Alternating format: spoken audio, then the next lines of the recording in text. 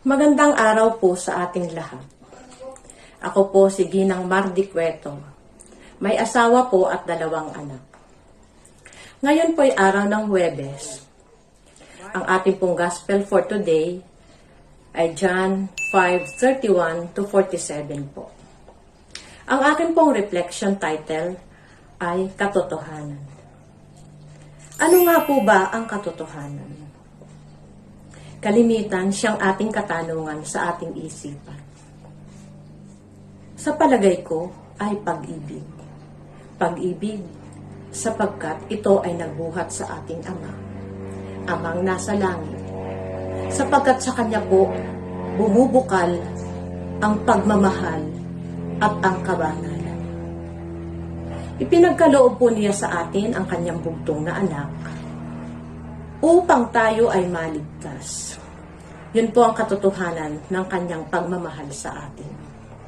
Sabi nga po ni San Juan, si Jesus ang ilaw, tanglaw ng mga sanlibutan.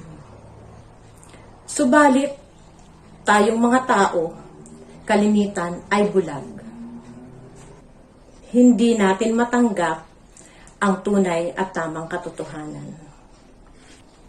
Kahit ang ating mahal na Panginoong Jesus ay maraming kapangyarihan o kababalaghan na ipinakita at ipinamalas, kahit nung panahong una pa man, ay binaliwala lamang siya. Kinukutya, pinagtatawanan.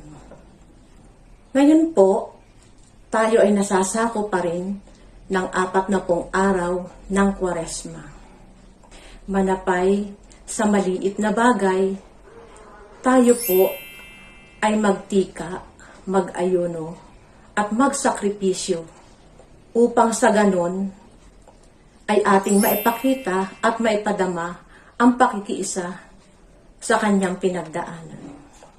Sabi nga po, sa araw-araw nating pagmulat, paggising sa umaga, ay isang malaking blessing.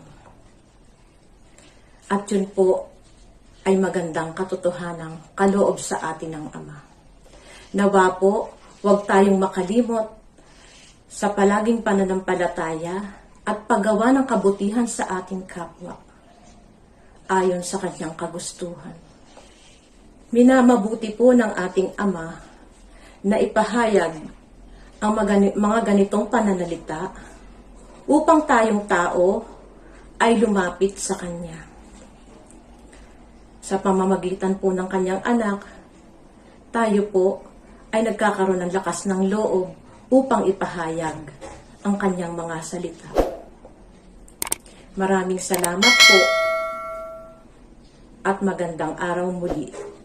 At huwag po ninyong kalimutang mag-like and share www.faithbook.ph.